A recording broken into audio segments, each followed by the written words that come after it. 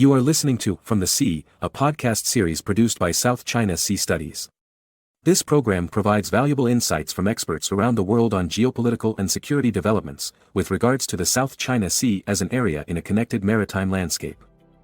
In the second part of the conversation with Senior Colonel Zhou from the Center for International Security and Strategy, Tsinghua University, China, South China Sea Studies asked him about the code of conduct in the South China Sea, as well as China's view on recent geopolitical developments in the region.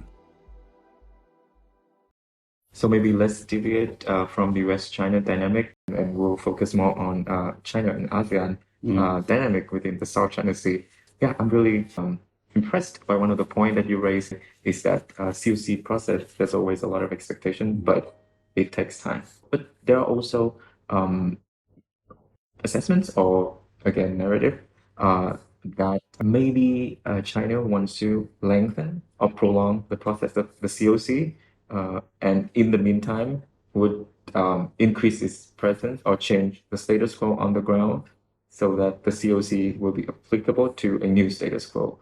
And what is your take on such kind of narrative? I don't think so, because militarily speaking, China is much, much stronger than any of the ASEAN countries. So if you say that China would, delay the negotiation for PLA to become stronger, that doesn't make any sense. Yeah.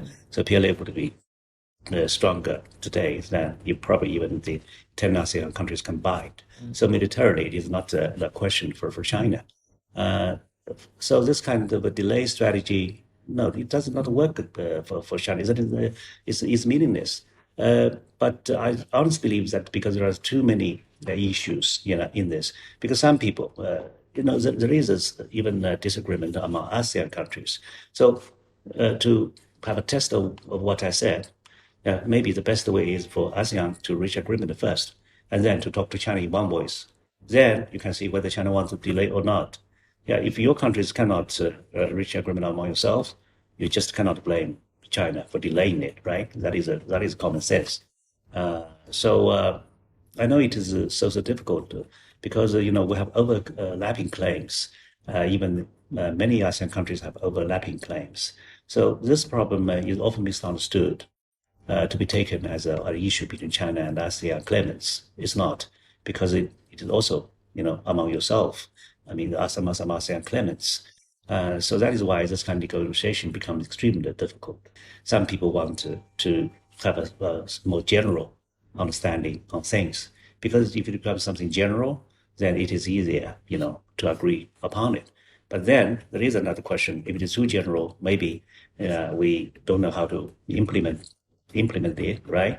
So even detailed, guidelines would be useful for implementation. And then there are some other things, for example, whether you should have a TIS or not, that is, whether it is legally binding or not. So I honestly said what I thought. I don't care whether we could agree on something as soon as possible, but I'm happy if this is an agreement that truly reflect the joint wills or wishes of all countries combined, because I believe that is the only way out.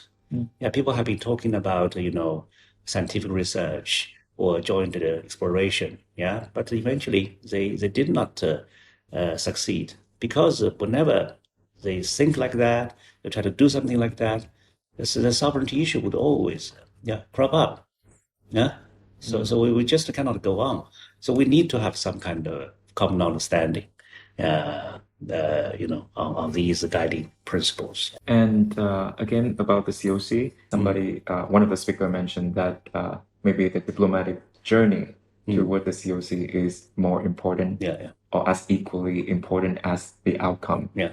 Do you agree with that? Yeah, of course, I totally agree, because I think this is really a very intelligent, suggestion, because that means he realized that the goal is really in the future. But so long as we're talking about it, we want to fight against each other, right?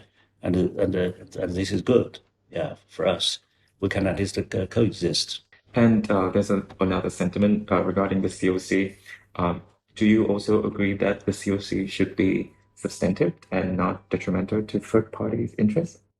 What is this? What do you mean by third party? Third party meaning parties outside ASEAN and China.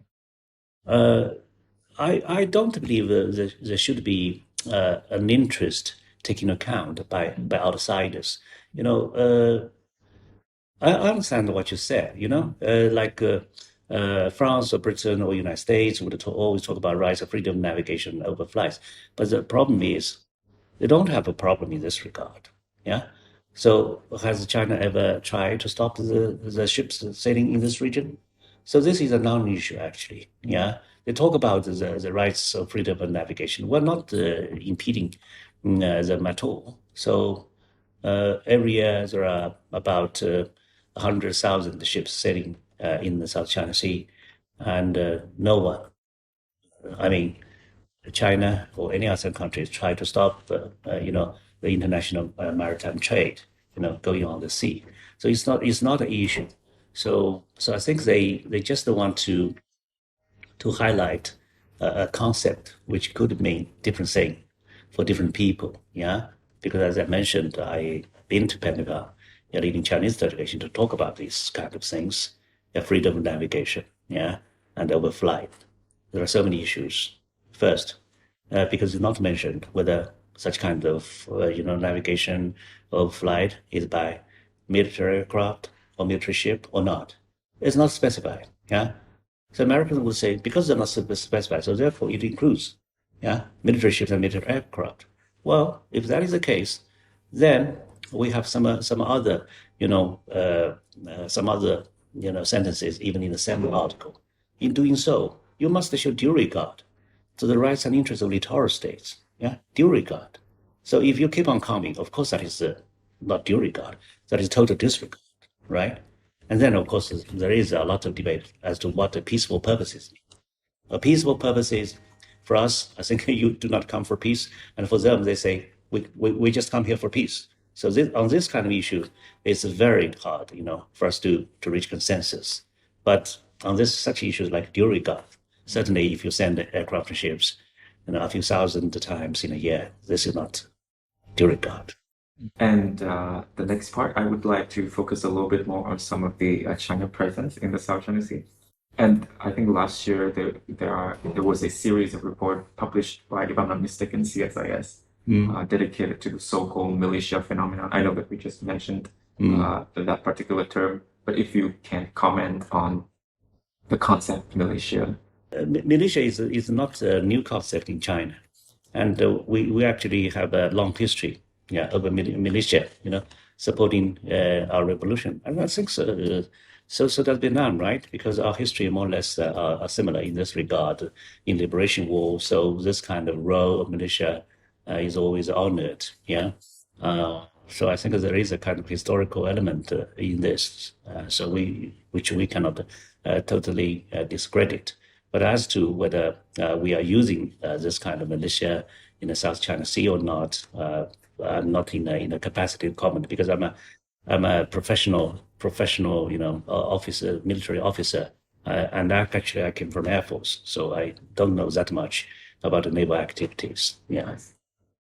And maybe before I let you go, I have one last question. Yeah, so please. U.S. and Vietnam recently upgraded the relationship. And, in Vietnam, there's been talk about how that relationship skipped the strategic level to reach the comprehensive strategic level, which is equal with what the framework that Vietnam and China is having right now.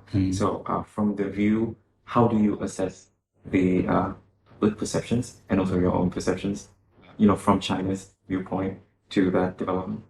Yeah, there are so many different aspects to this relationship. First, because this kind of competition between China and the U.S. Is intensifying. Therefore, of course, we would watch closely as to who actually in the region is developing, a relationship with the United States. That is quite normal. But at the same time, we understand that the United States is the largest economy in the world, and it's also the strongest military in the world.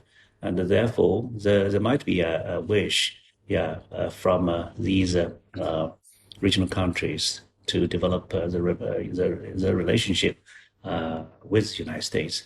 But I would not look at it so black and white.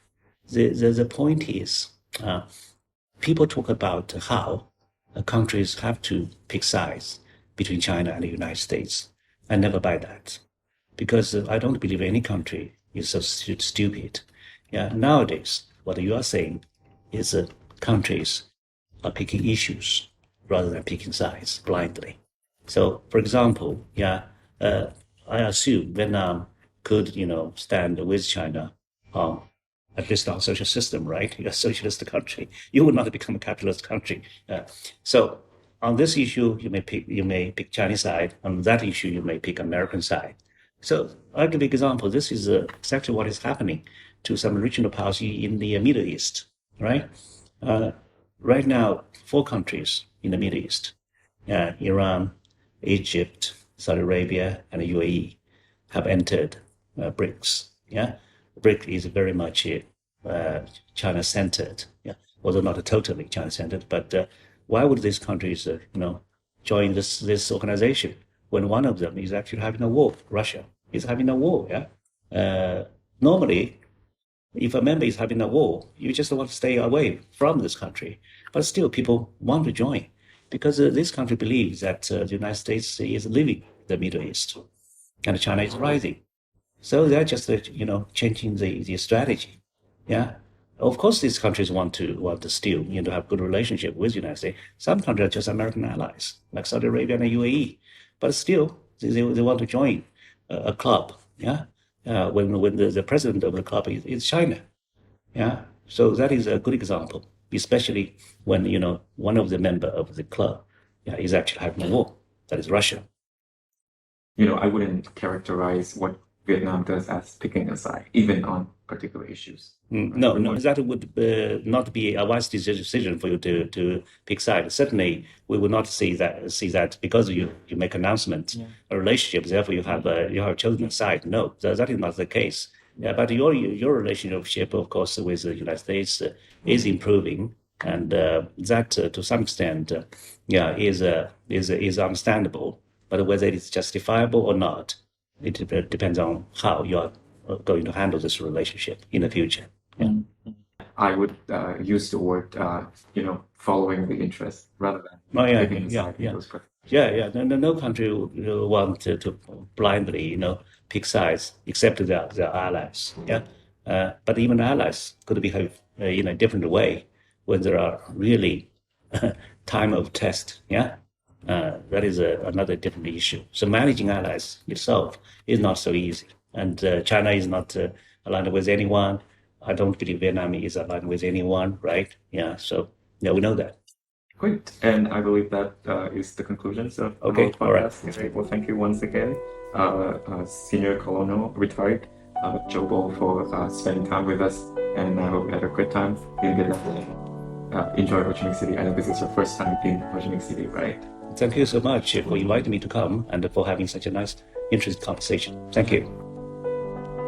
This is the end of this episode. Stay tuned for our upcoming discussion, which will be released on Google Podcasts, Spotify, and Apple Podcasts, as well as on Facebook, YouTube, and Twitter. Thank you for listening.